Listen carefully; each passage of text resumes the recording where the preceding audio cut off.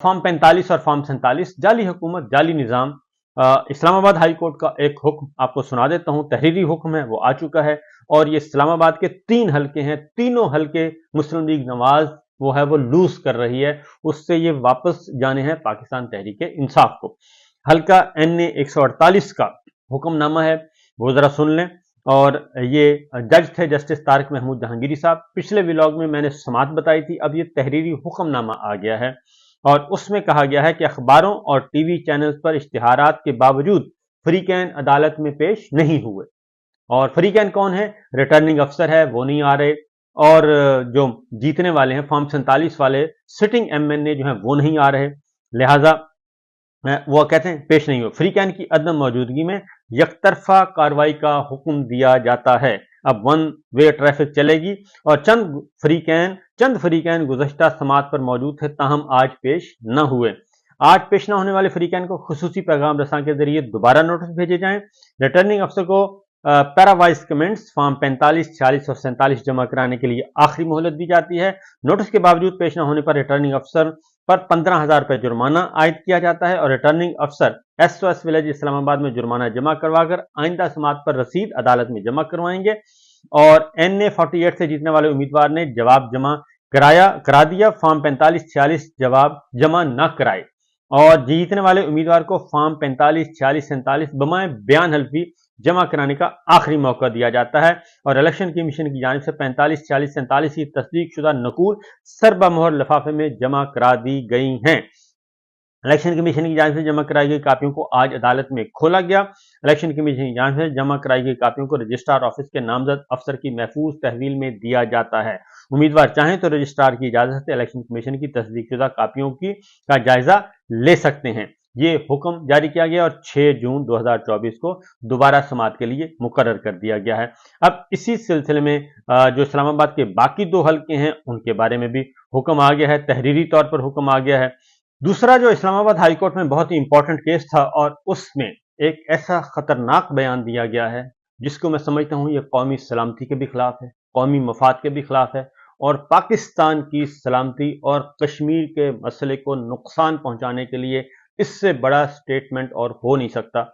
शायर हैं अहमद फरहाद, उनको अगवा किया गया, उनकी अगवा का मुकदमा दर्ज हुआ, बाजियाबी के लिए उनकी अहलिया जो है वो इस्लामाबाद हाई कोर्ट पहुंची, सारा उसका बैकग्राउंड का आपको पता है।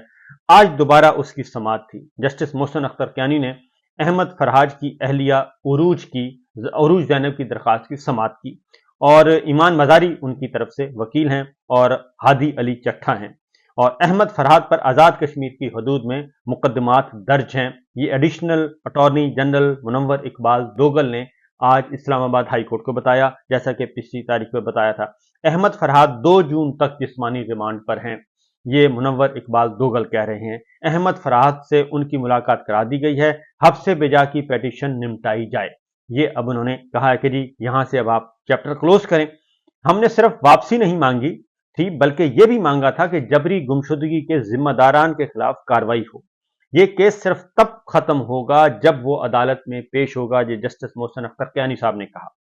जिस दिन अहमद फरहाद कोर्ट में आएगा हम पेटिशन निपटा देंगे।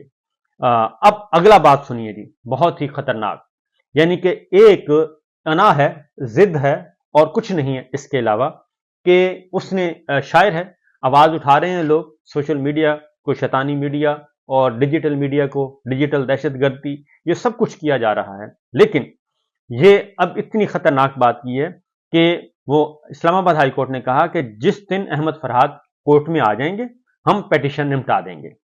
तो अब ये कह रहे हैं additional attorney general Munawar Iqbal Duggal का बयान कि कश्मीर जो है वो फॉरेन टेरिटरी है जिसका अपना आइन और अपनी अदालतें हैं, यानी कश्मीर जो है वो गैर मुल्की इलाका है, पाकिस्तान का हिस्सा नहीं है, पाकिस्तान का कानून वहां पे नहीं है, पाकिस्तान का कंट्रोल उसमें नहीं है। कश्मीर फॉरेन टेरिटरी है जिसका अपना आइन और अपनी अदालतें हैं। अब ये आप जरा सोचिए, आजाद कश्मीर में पाकिस्तानी अदालतों के फैसले गैर मुल्की अदालत के फैसलों के तौर पर पेश होते हैं, ये एडिशनल अटॉर्नी जनरल का स्टेटमेंट है। तो ये सूरत हाल ये है कि अगर ये है तो इसका मतलब ये है तो फिर रेंजर्स क्या करने गई थी गैर मुल्की इलाके में, और फिर ये जो साबिक वजीर आजम जो हैं वो उनका मुकदमा फिर गैर मुल्की के तौर पे पाकिस्तान में दर्ज किया गया। सरदार तनवीर अलियास का, उनको फिर किस बुनियाद पे ये सब कुछ किया गया। फिर ये सारा जो है फेडरल फिर वजीर उमूर कश्मीर किस लिए हैं, फिर ये सारी चीजें फिर पाकिस्तान से अफसर क्यों जाते हैं वहां पे तैनात होने के लिए। यानी आपने इतना ये गलत बात कर दी है कि आप तसव्वुर भी नहीं कर सकते कि कश्मीर को गैर मुल्की इलाका करार दे दिया है सिर्फ एक इमरान दुश्मनी में या सहाफत की दुश्मनी में, मीडिया आज़ादी की दुश्मनी में। ये फेडरेशन के जो नुमाइंदे हैं, attorney general, additional attorney general, वो अटॉर्नी जनरल को रिप्रेजेंट कर रहे होते हैं, ये उनका स्टेटमेंट है। आज़ाद कश्मीर में पाकिस्तानी अदालतों के फैसले गैर मुल्की अदालतों के फैसले के तौर पर पेश होते हैं। तो फिर इलेक्शन कौन करवाता है, फिर अदम एतमाद तहरीक किसने करवाई, फिर वहां पे रजीम चेंज किसने करवाया, ये सारे का सारा। फिर हम कश्मीर के दरियाओं के जो पानी के जो उधर बांध उधर बनाए जा रहे हैं डैम, तो वो फिर हम किस लिए लड़ रहे हैं। ये है सूरत हाल। यहां से फैमिली धीरकोट थाने गई और पूरा पुलिस स्टेशन और लॉकअप देखा, लेकिन अहमद फराद वहां नहीं थे। ईमान मजारी ने कहा, पूछने पर बताया कि दहशतगर्दी एक्ट की दफात के तहत मुजफ्फराबाद ट्रांसफर कर दिया गया है। वहां पहुंचे तो पुलिस ने कहा कि हमारा पर्चा है, लेकिन वो थाने में नहीं, एसएचओ के पास है। अहमद फराद को मिलने के लिए 14 किलोमीटर दूर गए, उनकी हालत अच्छी नहीं है। अहमद फराद पर अब 2 एफआईआर हैं। जस्टिस मोहसिन अख्तर कियानी का इस्तफसार, तो हमारे इलम में 2 हैं, additional attorney general Munawar Iqbal Duggal ने कहा। तो 29 मई को गिरफ्तारी हुई, और 29 मई को गिरफ्तारी हुई, हम उससे पहले वाले वक्त को ढूंढ रहे हैं कि वो कहां था। जस्टिस मोहसिन अख्तर कियानी साहब ने कहा, सर वहां की अदालत देखेगी। ये अब इस्लाम प्रोसिक्यूटर जनरल ने कहा कि हर शख्स को कानून के दायरे में रहकर काम करना चाहिए। अब उन्होंने कानून के दायरे में रहकर काम किया है। प्रोसिक्यूटर ने इस्लामाबाद, अदालत ने कवानीन और तरीकाकार के गलत इस्तेमाल को भी देखना है। अब आप ये तसव्वुर करें कि अगर ये गैर मुल्की है तो क्या वो पाकिस्तानी पासपोर्ट पे गए थे, या अहमद फरहाद या गैर मुल्की पासपोर्ट पे गए थे? क्या कश्मीर का पासपोर्ट अलग है, क्या कश्मीर का आईडी कार्ड अलग है कश्मीरियों का? ये सब कुछ सूरत हाल है। हमने कानून के मुताबिक के कानून के गलत इस्तेमाल का तयन तो करना है। जस्टिस मोहसिन अख्तर कियानी साहब ने कहा, जिस तरह यहाँ 9 मई के वाकयात हुए, वैसे ही वहां भी एहतजाज पर मुकदमात दर्ज हुए। यानी कि जो वहां पे अपने हकूक के लिए एहतजाज कर रहे थे कश्मीरी, अब उनको भी 9 मई का रंग दिया जा रहा है। अहमद फराद पर कितने पर्चे दर्ज हुए हैं? पुलिस ने एहतजाज पर 30-40 पर्चे तो दिए होंगे, जस्टिस मोहसिन अख्तर कियानी साहब ने कहा।